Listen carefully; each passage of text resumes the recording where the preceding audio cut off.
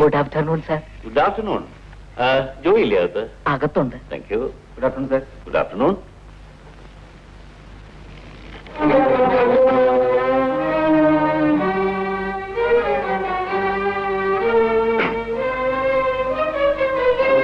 അപ്പച്ചനിവിടെ?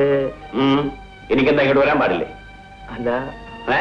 നീ എന്താണ് എന്ത് ഞായറാഴ്ച വീട്ടോട്ട് വരാത്ത? ഒന്നുമില്ല. ഒന്നുമില്ലേ? പിന്നെന്താ വീട്ടോട്ട് വരാത്തെന്ന്? ഇതാ ഈ കിടക്കുന്ന വീടുമായിട്ട് ബന്ധമില്ലാതാവുമല്ലോ. ഒരു കാര്യം പറഞ്ഞേക്കാം, വേണ്ടി വന്നാൽ ഈ സ്ഥാപനം തന്നെ ഞാൻ വേണ്ടെന്ന് വെക്കും. ഇനി മുടങ്ങാതെ വരാം അപ്പച്ച. ആർക്ക് വേണ്ടിയാടാ? ഇതാ ആർക്ക് വേണ്ടിയാണെന്ന്? എടാ കുടുംബ ബന്ധം വലുതാണ്. അപ്പനും അമ്മയും അവിടെ, നീ ഇവിടെ, പിന്നെ വല്ലപ്പോഴും ഈ ഫോണിൽ കൂടെ ബന്ധപ്പെടുത്തുക അല്ലേ? ആര് പഠിപ്പിച്ചടാ എന്നെ ഇത്? മേലിൽ ഇത് ആവർത്തിക്കൽ പറഞ്ഞേക്കാം. ശരി അപ്പച്ച. ചിന്നമല എസ്റ്റേറ്റ് ഉണ്ടല്ലോ, അത് ഞാൻ വാങ്ങിക്കാൻ തീരുമാനിച്ചു. അല്ല, അത് വേണ്ട അപ്പച്ച. എന്താടാ വേണ്ടാത്തത്? അപ്പച്ചനിപ്പോ വന്നു. ഞാൻ വന്നേ ഉള്ളൂ.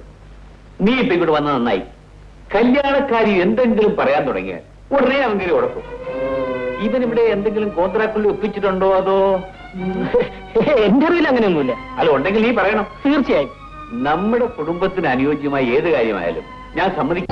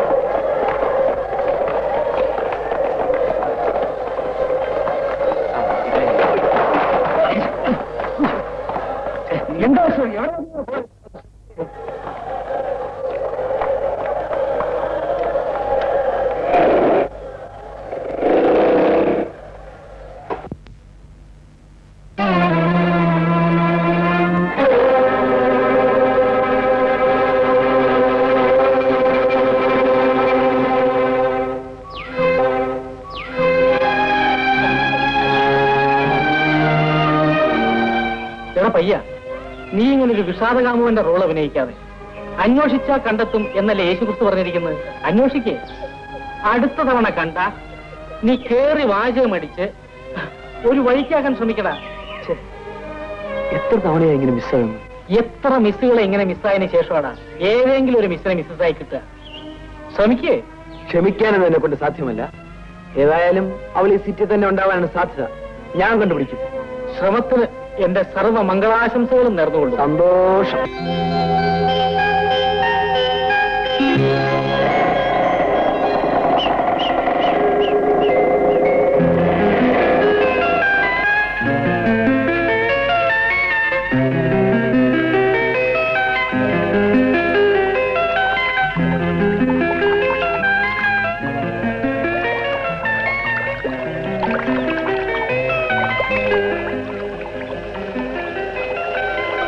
മോർണിംഗ്.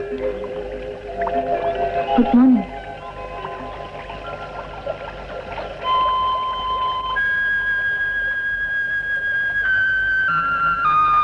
ഒന്ന് പരിചയപ്പെടണമെന്ന് തോന്നി. അതിന്റെ ആവശ്യമില്ലല്ലോ. ഉണ്ടെന്ന് എനിക്ക് തോന്നിയാൽ. അങ്ങനെയേ തോന്നരുത്. തോന്നിപ്പോയി. എന്തു തോന്നി? സ്നേഹം. എന്നോടോ? അതെ, കണ്ട നാൾ മുതൽ എന്റെ ആത്മാവ് നിറയെ ഈ മുഖമാണ്. എന്റെ മനസ്സിന്റെ സങ്കല്പ ചൈതന്യമാണ്. അന്വേഷിച്ചു നടന്നു, ഒടുവിൽ കണ്ടെത്തി. എന്ത് കണ്ടെത്തി? ഈ രൂപം. പേരെനിക്കറിയണ്ട, ഏതെന്നറിയണ്ട, ചുറ്റുപാടുകളൊന്നും അറിയണ്ട. എനിക്ക് ഈ ചൈതന്യം മാത്രം മതി. ഈ ചൈതന്യം. ഞാൻ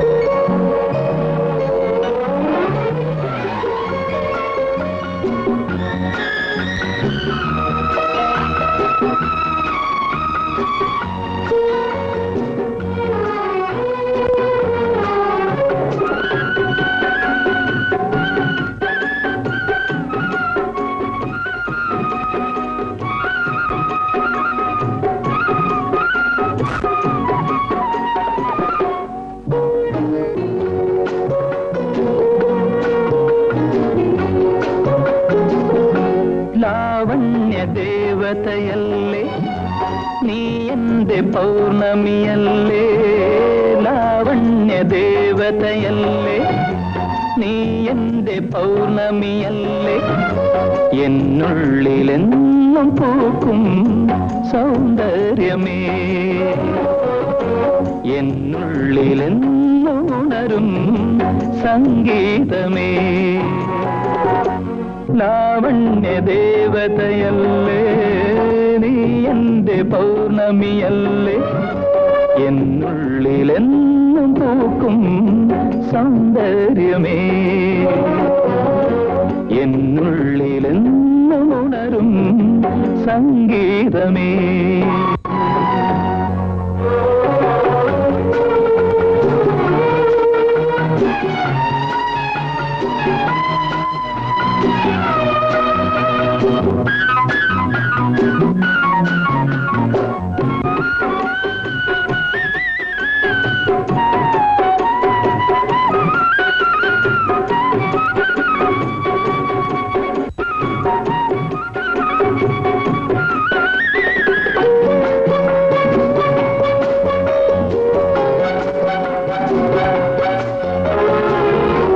ഏകാന്തമാം എൻ വീഥിയിൽ നീ ഏകയായെത്തുമീ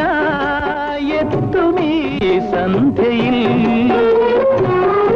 വാചാലമാം നിൻ കണ്ണുകൾ തേൻമുള്ളുകൾ എയ്യുമീ വേളയിൽ,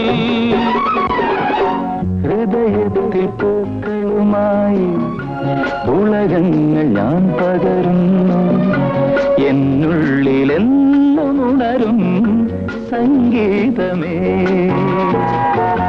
ലാവണ്യ ദേവതയല്ലേ നീ എന്റെ പൗർണമിയല്ലേ, എന്നുള്ളിലെന്നും പൂക്കും സൗന്ദര്യമേ,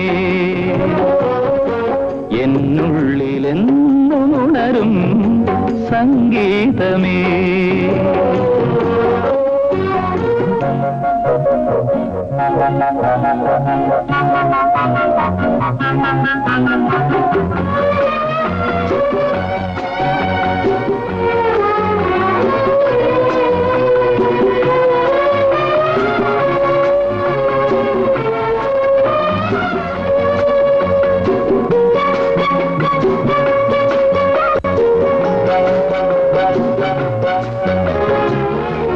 ആകാശവും എന്നാശയും വർണ്ണങ്ങളിൽ മുങ്ങുമീ സന്ധ്യയിൽ,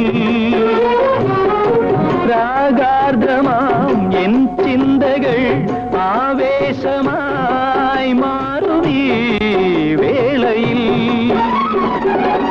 നിറയുന്ന ലജ്ജകൾ പുൽകി മധുരങ്ങൾ ഞാൻ നുകരട്ടെ, എന്നുള്ളിലെന്നും ഉണരും സംഗീതമേ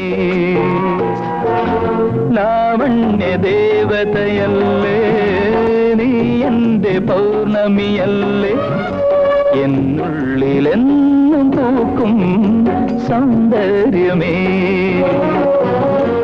എന്നുള്ളിലെന്നും ഉണരും സംഗീതമേ.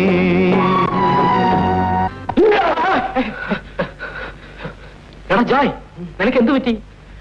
ഞങ്ങൾക്കൊരു അപകടം പറ്റി. അപകടമോ? ആർക്ക്? എനിക്കും അവൾക്കും. എടാ, സ്വപ്നത്തിൽ നിനക്ക് പറ്റിയ അപകടത്തിന് നീ എന്നെയും കൂടി അപകടത്തിലാക്കിയില്ലടാ മഹാപാവി. കിടക്കേണ്ടടുത്ത് കിടന്ന ആർക്കും ഒരു അപകടം പറ്റില്ല. നീ പോയിട്ട് എന്റെ റൂമിൽ പോയി കിടന്നു. പോയിക്കോ. നീയും കൂടെ വാടാ, എനിക്ക് ഒറ്റയ്ക്ക് കിടക്കാൻ എന്തോ ഇതുപോലെ. അവിടെ സ്പോഞ്ചിന്റെ തലേന്നുണ്ടാവും, അതും പിടിച്ച് കെട്ടിപ്പിടിച്ച് കിടന്നു. പോയിക്കോ, വാടാ, പോയി കിടന്നാ. അവന്റെ ഒരു പ്രേമം.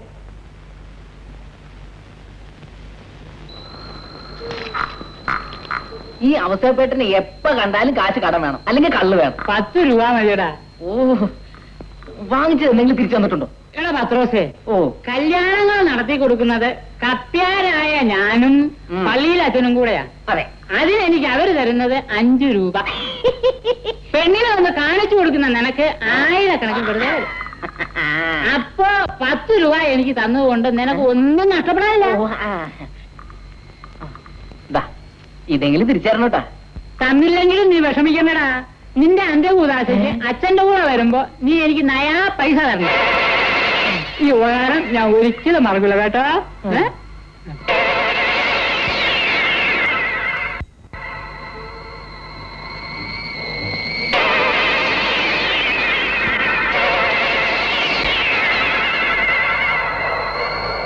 ഓശാന ദാവീദിൻ സുതനേ, ഓശാന ഓശാന ഓശാന.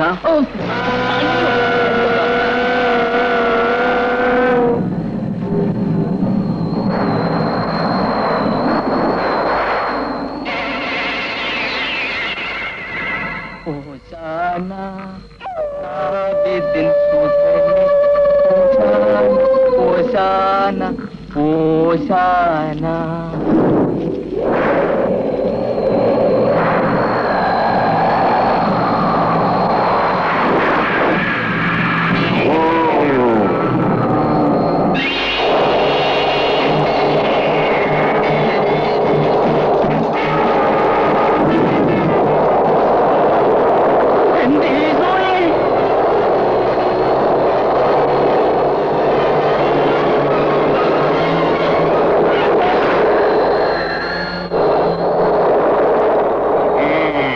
അത് കയ്യിലിരിക്കട്ടെ.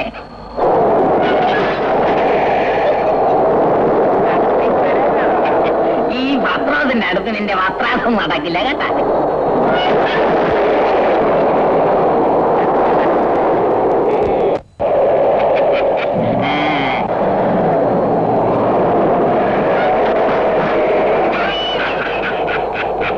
അത് കയ്യിലിരിക്കട്ടെ.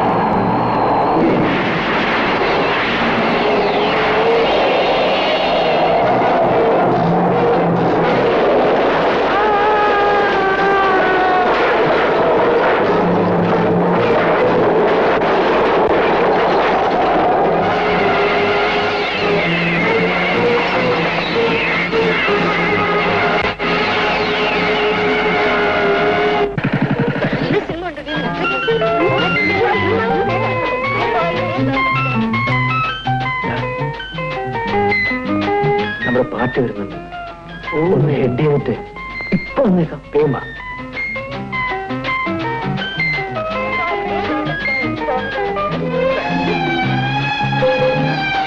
എക്സ്ക്യൂസ് മീ, പല സ്ഥലത്ത് വെച്ചും പല പ്രാവശ്യവും കണ്ടു. ഞാൻ ഒരുപക്ഷെ മര്യാദകേടായിരിക്കും, എങ്കിലും ഒന്ന് പരിചയപ്പെടണമെന്ന് തോന്നി. മനുഷ്യനുമായിട്ടാണ് പരിചയപ്പെടുക. അതിന് വിട്ടാലേ മര്യാദകേടാവൂ. പേര് പറഞ്ഞില്ല. എന്നോട് ചോദിച്ചില്ലല്ലോ. ശരി, ഞാൻ ചോദിച്ചിരിക്കുന്നു. പേര്? ലീന.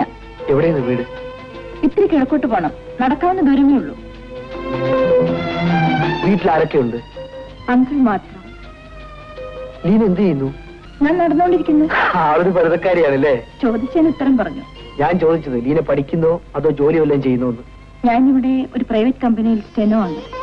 എനിക്കിവിടെ ഒരു കമ്പനി ഉണ്ട്, സ്വന്തം കമ്പനി, ആഹാ. ചെറിയാൻസ് എക്സ്പോർട്സ്. പിന്നെ വീട് കുറച്ച് അകലെയാണ്. ആഴ്ചയിൽ ഒരിക്കൽ വീട്ടിൽ പോകും. തൽക്കാലം ഒരു വീട് വാടകയ്ക്കെടുത്ത് ഇവിടെ താമസിക്കുന്നു. കുടുംബസഹിതം. ഹേയ്, നോ നോ, വിവാഹം ചെയ്യാനുള്ള പ്രായമേ ആയിട്ടില്ല.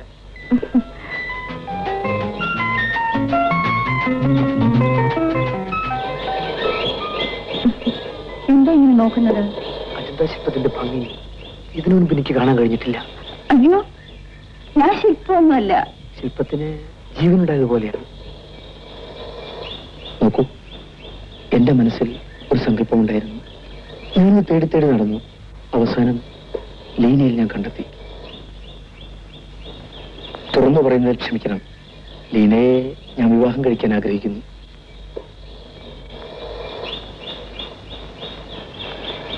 ലീന ഏതെന്നോ സാമ്പത്തിക നില എന്തെന്നോ ഒന്നും എനിക്കറിയണ്ട. എനിക്ക് നീ മതി, നിന്നെ മാത്രം മതി. എടാ, നീ ഇവിടെ നിൽക്കണം. Sorry, meet my friend mister Satish. നമസ്കാരം. മിസ് ലീന. നമുക്ക് പോവാം. ശരി, പോകട്ടെ. ബൈ ദ വേ, പേര് പറഞ്ഞില്ല. പേര് ചോദിച്ചില്ല, അതുകൊണ്ട് പറഞ്ഞില്ല. തിരിച്ചടിച്ചല്ലേ? ശരി, ചോദിച്ചിരിക്കുന്നു. എന്റെ പേര് ജോയ്. ആ, ഒരു കാര്യം മറക്കണ്ട, എപ്പോ വേണമെങ്കിലും എന്നെ വിളിക്കാം. Cherian's export, phone 3553. Okay, Bye bye. മറക്കരുത്. ബൈ. ബൈ. കൊള്ളാമല്ലോടാ. പക്ഷെ ഈ കറിയാച്ചനെ അവർക്ക് മനസ്സിലായിട്ടില്ല. എന്നെയും എന്റെ മകളെയും അപമാനിച്ച ആ ചെറിയാച്ചനെയും മകനെയും ഞാൻ വെറുതെ വിടില്ല. തോമസേ, ഓ, ഞാൻ പറഞ്ഞത് ഓർമ്മയുണ്ടല്ലോ? ഉണ്ട്.